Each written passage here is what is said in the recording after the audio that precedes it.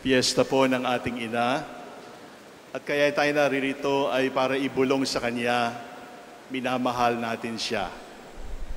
Subalit, ang mas magandang balita kaysa doon ay sa bawat isa sa atin, ibinubulong sa atin ng Birhen, mahal din kita. Tayong lahat ay naririto, nagsasabing, nagtitiwala ako sa aking ina. Subalit, mayroong mas matinding bulong. At yung bulong ng Birhen ay sa bawat isa sa atin sinasabi, nagtitiwala din ako sa iyo. Ang tawag sa ating ina ay ina ng laging saklolo. Ano ang tawag sa kanyang mga anak? Dapat anak ng laging saklolo. Sapagkat hindi sapat na lalapit tayo sa Kanya para makatanggap ng saklolo. Sapagkat ang tunay na nagmamahal sa ina ng laging saklolo ay saklolo ng ating kapwa-tao. Ibig sabihin, ang pagpipiyesta sa mahal na Birhen ay hindi lamang sa prosesyon, sa kandila o sa bulaklak. Ibig sabihin, ang tunay na pagdedebosyon at pagiging ina ng laging saklolo, tayong lahat dito ay dapat na anak ng saklolo. Tayong lahat dito ay dapat na matulungin, mapagmahal, katulad ni Jesus na saklolo ng lahat ng tao. Ang tanong ay, paano natin gagawin ito? Bibigyan po kayo sa gabing ito ng 5 kasagutan na katangian ng isang tunay na anak ng laging saklolo. Ang unang katangian ay IQ. Ang ibig sabihin po ng IQ ay intelligence quotient. Kapag hindi nyo alam ang ibig sabihin ng IQ, mahina ang IQ nyo. Ibig sabihin ay talino. Ibig sabihin ay pagkilala. Ibig sabihin, pag-aaral. Ibig sabihin noon, ang tunay na pagdedebosyon sa ina ng laging saklolo ay dapat na galing sa utak. Ibig sabihin, kilala ko talaga siya. Mula sa turo ng Biblia, mula sa tulo ng simbahan, kilala ko ang aking ina. Yun ang ibig sabihin. May talino ang ating pagdedebosyon. Ang pangalawa po ay EQ. Ang ibig sabihin ng EQ ay emotional quotient. Ang ibig sabihin nito ay mapagkaibigan. Ibig sabihin nito ay mapagkapwa-tao. Ibig sabihin nito ay madaling pakisamahan. Pupunta tayo sa Baklaran, kilala natin ang ating ina. Pero pagpunta sa Baklaran at hindi mo kilala yung katabi mo, subalit tapos na yung misa, natanggap mo na yung biyaya mo, hindi ka pa rin nakikipagkaibigan sa katabi mo. At hawak-hawak mo pa rin yung bag kasi baka mandurukot yung katabi mo. Walang EQ yun. Because the devotion to the Mother of God should not only lead us closer to her, the devotion to Our Lady of Perpetual Help should make us closer as friends with one another. Iyon ang ibig sabihin ng EQ. Ibig sabihin, pakibati ang katabi kahit hindi ka kilala. Ibig sabihin, pakinggan ang katabi kung umiiyak. Ibig sabihin, magpaupo. Ibig sabihin, magbigay ng daan. Ibig sabihin, makipagkapwa-tao, makipagkaibigan. IQ at saka EQ. Meron pa hong pangatlo, WQ. Ang ibig sabihin po ng WQ ay wonder quotient. Ibig sabihin, the capacity to say, wow. The capacity to be awed. The capacity to recognize na napakaliit ko at napakalaki ng misteryo ng aking ina. Sapagkat hindi lahat ng bagay ay maiintindihan natin. Uuwi tayo, hindi pa rin natin maiintindihan bakit may kamatayan, bakit may kasalanan. Bakit may nagmamahal at may niloloko? Bakit ganoon ang buhay? Misteryo po yun. At ang misteryo, sasagot natin sa hindi natin maintindihan ay, kahit hindi ko maintindihan, I believe. Hindi lahat naintindihan ng mahal na Birhen. Simula sa pagbati ng anghel, hanggang sa huling hininga ni Jesus sa krus, hindi niya naintindihan ng lahat. Subalit sa kabila ng ito, mataas ang kanyang WQ. Ibig sabihin, wonder quotient. Maliit ang aking isip, maliit ang aking puso para lubos kong maintindihan ang misteryo ng pag-ibig ng Diyos. My dear people of God, Our Lady of Perpetual Help loves you. But you will never completely understand how much she loves you.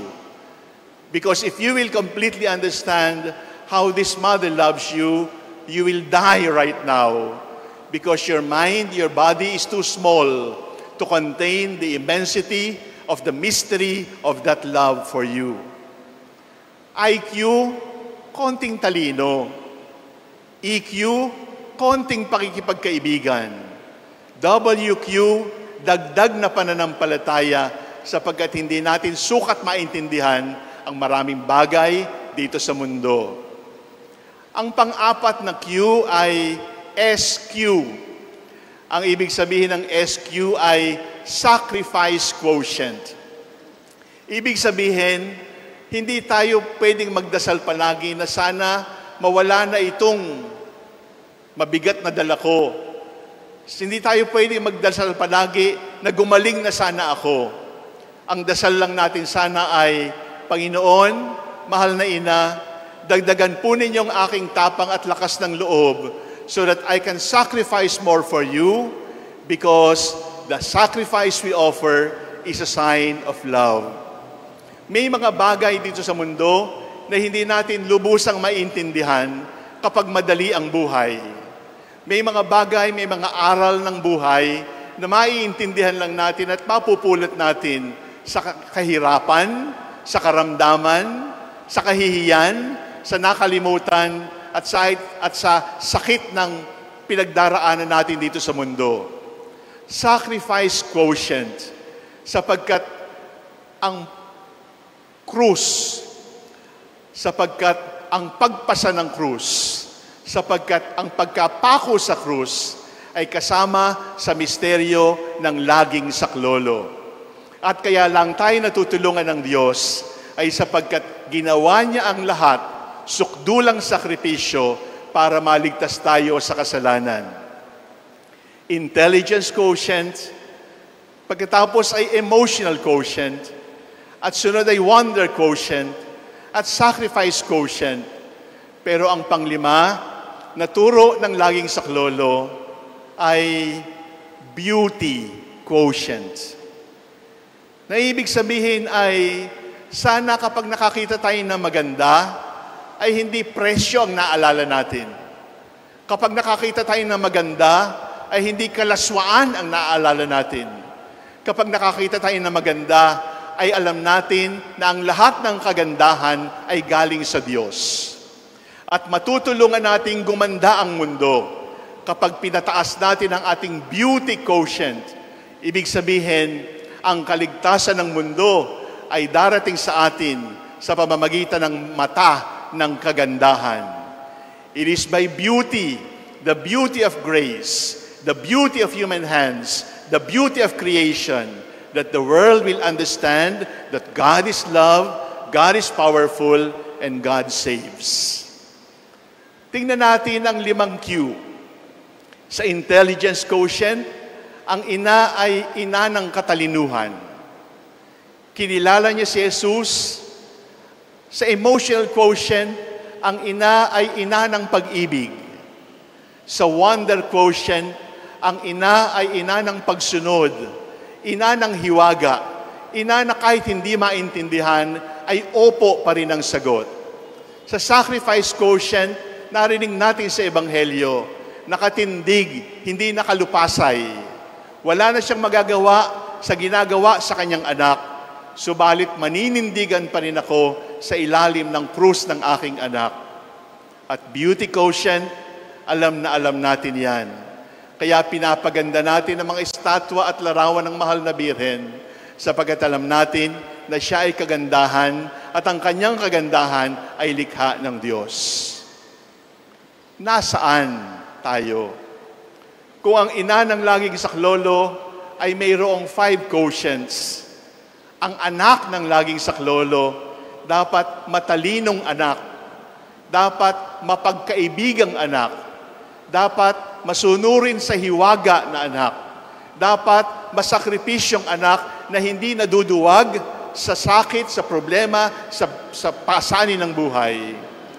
Dapat mga anak ng kagandahan, hindi para hangaan tayo, kundi sa pamamagitan ng kagandahan ay maalala natin ang kagandahan, ang kapangyarihan, ang pagmamahal ng Diyos. Mahal ka ng ina at mahal mo rin siya, pero nauna siya.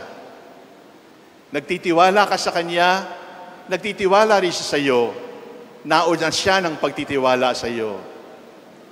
Ina siya ng laging saklolo, sana anak ka rin ng laging saklolo at handang sumaklolo sa mga kapwa mo kapatid na anak din ng ating ina. Hindi sapat ang magsimba, hindi sapat ang bulaklak at kandila, hindi sapat ang prosesyon. Ang sukatan ng tunay na anak ng laging saklolo ay pagtulad sa ating ina. IQ, EQ, WQ, SQ, BQ. Kapag pinagsama-sama natin ito, ang salitang mabubuo ay banal. The letters of these quotients spell holiness for us. And in the end, Our Lady of Perpetual Help has only one dream for all of us, that all of us be saints in Baclaran, her shrine.